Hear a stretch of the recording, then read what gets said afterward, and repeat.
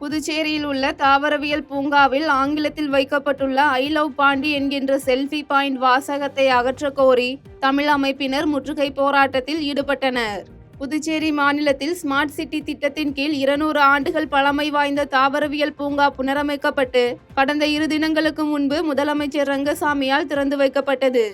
இந்நிலையில் பூங்காவின் நுழைவு வாயிலில் ஐ லவ் பாண்டி என்ற ஆங்கில வாசகத்துடன் செல்ஃபி பாயிண்ட் அமைக்கப்பட்டுள்ளது. இந்த ஆங்கிலத்தில் அமைக்கப்பட்டுள்ள செல்ஃபி பாயிண்ட் வாசகத்தை தமிழ் அமைப்பினர் தமிழ் வாசகத்தில் அமைக்க கோரி வேளாண் துறை அலுவலகத்தை முற்றுகையிட்டு வாக்குவாதத்தில் ஈடுபட்டனர். தொடர்ந்து செல்ஃபி பாயிண்ட் தற்காலிகமாக மூடப்பட்ட நிலையில் தமிழில் செல்ஃபி பாயிண்ட் அமைக்கவில்லை என்றால் அடுத்த கட்டமாக செல்ஃபி பாயிண்டை அகற்றும் போராட்டத்தில் ஈடுபட போவதாகவும் தமிழ் அமைப்பினர் எச்சரிக்கை விடுத்தனர். கன்னியாகுமரியில் கனிமொழி எம்பி பங்கேற்ற மேற்கு கிழக்கு மாவட்டங்களுக்கு உட்பட்ட பிரதிநிதிகள் ஆலோசனை கூட்டம் நடைபெற்றது. கன்னியாகுமரி மாவட்டம் நாகர்கோவிலில் மேற்கு கிழக்கு மாவட்டங்களுக்கு உட்பட்ட பிரதிநிதிகள் ஆலோசனை கூட்டம் நடைபெற்றது. இந்த கூட்டத்தில் திமுக துணை பொதுச் செயலாளர் கனிமொழி எம்பி, பால்வளத்துறை அமைச்சர் மனோ தங்கராஜ் மற்றும் நாகர்கோவில் மாநகர மேயர் மகேஷ் உட்பட பலர் கலந்து கொண்டனர். இந்நிகழ்ச்சியில் பேசிய குளச்சல் முன்னாள் நகர செயலாளர் ரஹீம், நீண்ட காலமாக கட்சியில் அங்கம் வகிக்கும் தன்னை போன்றவர்கள் ஒதுக்கப்படுவதாக குற்றம் சாட்டிய நிலையில் இதனை ஆமோதிக்கும் வகையில் கூட்டத்தில் பங்கேற்ற அனைவரும் பலமாக கைத்தட்டினர். இதனால் மேடையில் இருந்த சில நிர்வாகிகள் முகம் சுளித்த நிலையில் திடீரென கூட்டத்தில் செய்தி சேகரிக்க சென்ற செய்தியாளர்களை அங்கிருந்து விரைந்து வெளியேற்றப்பட்டனர்.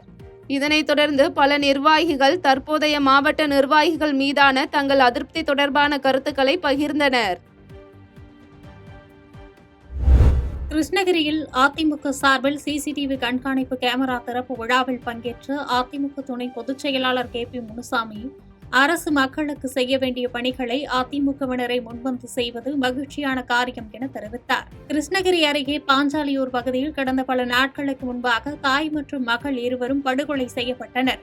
இந்நிலையில் கொலை நடந்த பகுதியில் மாவட்ட மகளிர் அணி தலைவி சுகந்தி மாது சொந்த செலவில் 2 லட்சம் மதிப்பில் 20 சிசிடிவி கேமராக்கள் பொருத்தப்பட்டு அதன் திறப்பு விழா நடைபெற்றது. விழாவில் சிறப்பு அழைப்பாளராக பங்கேற்ற அதிமுக சட்டமன்ற உறுப்பினர் KP முனுசாமி பொதுமக்களிடையே உரையாற்றினார். அப்போது தெரிவித்த அவர், இப்பகுதியில் நடைபெறும் அனைத்து செயல்களையும் கண்காணிக்கும் வகையில் சிசிடிவி கேமராக்கள் பொருத்த வேண்டும் என்ற நல்ல உள்ளத்தோடு பொதுமக்களை பாதுகாக்கும் வகையில் பாஞ்சாலியூர் பகுதியில் தங்களது சொந்த செலவில் சிசிடிவி கேமராக்கள் அமைத்து அதை திறந்து வைக்கும் நல்ல வாய்ப்பை பெற்றதில் தான் மகிழ்ச்சி அடைவதாக பேசினார். தொடர்ந்து மாற்றுக் கட்சியிலிருந்து அதிமுகவில் சேர்ந்த 100 பேருக்கு சால்வை அணிவித்து அவர்களை வரவேற்றார். இந்நிகழ்ச்சியில் கிருஷ்ணகிரி சட்டமன்ற உறுப்பினர் அசோக்குமார் உள்ளிட்ட ஏராளமானோர் பங்கேற்றனர். செல்வ பெருந்தகையும் திமுகவும் மிக அந்யோன்யமாக உள்ளது, எங்களை பிரித்து விடாதீர்கள் என அமைச்சர் முத்துசாமி தெரிவித்தார். ஈரோடு மாநகராட்சியின் 50வது வார்டு சிறப்பு கூட்டம் இன்று சுப்பிரமணியம் நகர் முத்தம்பாளையம் பகுதியில் நடைபெற்றது. மேயர் நாகரத்தினம் சுப்பிரமணியம் தலைமையில் நடைபெற்ற இந்த சிறப்பு கூட்டத்தில் அமைச்சர் முத்துசாமி கலந்து கொண்டு பொதுமக்களிடம் கோரிக்கை மனுக்களை பெற்றுக் கொண்டார். தொடர்ந்து செய்தியாளர்களுக்கு பேட்டியளித்த அமைச்சர், திமுக கொடுத்த வாக்குறுதிகள் 85% நிறைவேற்றப்பட்டு அது சட்டமன்றத்திலேயே முறையாக அறிவிக்கப்பட்டுள்ளதாக விளக்கமளித்தார். செல்வ பெருந்தகையும் திமுகவும் மிக அந்யோன்யமாக உள்ளது, எங்களை பிரித்து விடாதீர்கள் என்று கருத்து கூறினார். டாஸ்மாக் மதுபான கடையில் கூடுதலாக 10 ரூபாய் விவகாரத்தில் விற்பனையாளர்கள் மீது நடவடிக்கை எடுக்கப்பட்டுள்ளதாக தெரிவித்தார். நெல்லுக்கு லாபகரமான விலை கேட்டு டெல்லியில் சாகும் வரை உண்ணாவிரதம் நடத்த விவசாயிகள் கூட்டத்தில் தீர்மானம் நிறைவேற்றப்பட்டுள்ளதாக ஐயாக்கண்ணு தெரிவித்தார். திருச்சியில் தேசிய தென்னிந்திய நதிகள் இணைப்பு விவசாயிகள் சங்க நிர்வாகிகள் கூட்டத்திற்கு பிறகு செய்தியாளர்களை சந்தித்த அவர், பிரதமர் மோடி கூறியது போன்று 1 கிலோ நெல்லுக்கு ரூபாய் 54 தர வேண்டும் என்று மத்திய அரசை வலியுறுத்தி அடுத்த மாதம் டெல்லியில் சாகும் வரை உண்ணாவிரதம் இருப்பது, அரசின் நேரடி நெல் கொள்முதல் நிலையங்களில் நெல் மூட்டைகளுக்கு லஞ்சம் கேட்பதை தமிழக முதலமைச்சர் தடுத்து நிறுத்த வேண்டும் உள்ளிட்ட தீர்மானங்கள் நிறைவேற்றப்பட்டதாக தெரிவித்தார். மத்திய சர்க்காரை நாங்கள் கேட்டுக்கொள்வதால் எங்களுக்கு 25% மாய்ச்சல் இருந்தா கூட மழை காலங்களில் நெல்லை அரசாங்கம் கொள்முதல் செய்ய வேண்டும். மோடி ஐயா சொன்ன மாதிரி 1 கிலோ 18 ரூபா வித்தனுக்கு 54 ரூபா தரேனாரு. அந்த 54 ரூபாயை அவங்க எங்களுக்கு கொடுக்கணும். கொடுக்கலன்னா அடுத்த மாதம் டெல்லிக்கு போகிறோம். அங்கேயே சாகு வரை உண்ணாவிரதம் இருக்கணும். ஒன்னும் எங்களை சாவ விடு, இல்ல குறித்து திகார் ஜெயில போடு. மதிமுகவிலிருந்து வெளியேறிய மல்லை சத்யா திமுக கூட்டணியில் இணைய போவதாக அறிவித்துள்ளார். சென்னை வேப்பேரியில் உள்ள பெரியார் திடலில் திராவிடர் கழகத்தின் ஆசிரியர் கி வீரமணியை சந்தித்து பேசிய மல்லை சத்யா பின்னர் செய்தியாளர்களை சந்தித்தார். அப்போது பேசிய அவர், ஏறக்குறைய 32 ஆண்டு காலம் மதிமுகவின் லட்சிய பயணத்தில் பங்கெடுத்த தாங்கள் எந்த காரணமும் இல்லாமல் அபாண்டமான பழிச்சொல்லை சொல்லி தலைவர் வைகோவால் தூக்கி வீசப்பட்டோம் என்று குறிப்பிட்டார். திராவிட முன்னேற்ற கழகத்திற்கு ஆதரவாக நிற்போம் என்று மல்லை சத்யா உறுதிபட கூறினார்.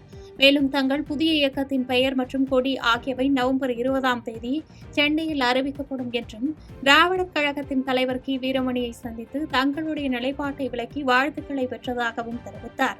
தலைவர் வைகோ அவர்கள் எங்களை தூக்கி வீசியதன் காரணமாக தன் மகனின் அரசியலுக்காக அதை செய்த காரணத்தினால் நாங்கள் வெளியேற்றப்பட்டோம். வெளியேற்றப்பட்ட நாங்கள் கருத்தியல் ரீதியாக இயங்கிட வேண்டும் என்கின்ற அந்த உணர்வோடுதான் ஒரு தனியாக ஒரு இயக்கம் கட்டமைக்கப்பட வேண்டும், அது திராவிட இயக்கமாக இருக்க வேண்டும் என்கின்ற அந்த உணர்வோடுதான் மாவோவுடைய கூட்டு பிரகாரம் 1000 மலர்கள் மலரட்டும் என்பதை போன்று புதிதாக ஒரு திராவிட இயக்கத்தின் ஒரு நாற்றங்காலாக அல்லது ஒரு கிளையாக அல்லது ஒரு சிறிய பொறியாக ஒரு திராவிட இயக்கத்தை நாங்கள் வருகின்ற நவம்பர் 20ஆம் தேதி தலைநகர் சென்னையில் அறிவிக்க இருக்கிறோம், துவங்க இருக்கிறோம். செம்பரம்பாக்கம் ஏரி நீர் திறப்பு பிரச்சினை குறித்து எங்களுக்குள்ளேயே நாங்கள் பேசி தீர்த்துவிட்டோம், அது முடிந்து போன கதை என்று செல்வ பெருந்தகை தெரிவித்தார். தமிழ்நாடு காங்கிரஸ் கமிட்டி முன்னாள் தலைவரும் முன்னாள் மத்திய அமைச்சருமான வாழப்பாடி ராமமூர்த்தியின் 23ஆம் ஆண்டு நினைவு தினத்தை முன்னிட்டு சென்னை ஆரியபுரத்தில் உள்ள வாழப்பாடி ராமமூர்த்தியின் திருவுருவ சிலைக்கு தமிழ்நாடு காங்கிரஸ் கமிட்டி தலைவர் செல்வ பெருந்தகை மாலை அணிவித்து மரியாதை செலுத்தினார். இதனைத் தொடர்ந்து செய்தியாளர்களை சந்தித்த செல்வ பெருந்தகை, தமிழக மக்களின் நலனுக்காக காவிரி பிரச்சினையில் தனது மத்திய அமைச்சர் பதவியையே தூக்கி எறிந்தவர் வாழப்பாடி ராமமூர்த்தி என்றும் அப்படிப்பட்ட காங்கிரஸ் கட்சியின் மாபெரும் தலைவருக்கு புகழஞ்சலி செலுத்துவதில் தமிழக காங்கிரஸ் பெருமிதம் கொள்வதாக தெரிவித்தார். செம்பரம்பாக்கம் ஏரிநீர் திறப்பு பிரச்சினை பேசி தீர்வு காணப்பட்டதாகவும் தமிழ்நாடு அரசு மழைக்கால பணிகளில் மிகவும் சிறப்பாக செயல்பட்டு வருவதாக தெரிவித்தார். நாங்க என்ன அரசியல் பேசினாலும் ஒரு தலைப்புல ஒரு செய்தி போட போறீங்க, அதனால தான் சொல்றேன், காதும் கேட்கவில்லை, கண்ணும் தெரியவில்லை, மௌனமாக இருக்கிறோம். அடுத்தது போலாம், சொல்லுங்க. அது முடிஞ்சு போச்சு. அது எதுக்கு? அது முடிஞ்சு போச்சு. எங்களுக்குள்ளேயே அது பிரச்சனை சரியாயிடுச்சு. காஞ்சிபுரம் மாவட்ட பள்ளி கல்வித்துறை சார்பில் மாவட்ட அளவிலான 3 நாட்கள் நடைபெறும் கலை திருவிழா போட்டிகள் தொடங்கியது. காஞ்சிபுரம் மாவட்ட பள்ளி கல்வித்துறை சார்பில் காஞ்சிபுரம் அடுத்த குண்டுகுளம் பகுதியில் அமைந்துள்ள தனியார் பள்ளி அரங்கில் மாவட்ட ஆட்சித்தலைவர் கலைச்செல்வி தலைமையில் துவக்க விழா நிகழ்ச்சி நடைபெற்றது. இதில் உத்தரமேரூர் சட்டமன்ற உறுப்பினர் சுந்தர், மாவட்ட முதன்மை கல்வி அலுவலர் நளினி உள்ளிட்டோர் பங்கேற்று குத்துவிளக்கேற்றி விழாவினை துவக்கி வைத்தனர். அதனைத் தொடர்ந்து பல்வேறு பள்ளிகளை சார்ந்த மாணவ மாணவிகள் தனித்திறமை மற்றும் குழு நடனங்கள் நிகழ்த்தி காட்டினர். மதுரையில் சாலையின் நடுவே கிடந்த சாக்கு மூட்டையில் 17,50,000 ரூபாய் கட்டுக்கட்டாக இருந்ததை கண்ட பெண் ஒருவர் காவல் நிலையத்தில் ஒப்படைத்தார். மதுரை வக்கீல் பொதுத்தரு சந்திப்பு அருகே சாலையின் நடுவே சாக்கு மூட்டை ஒன்று கிடந்துள்ளது.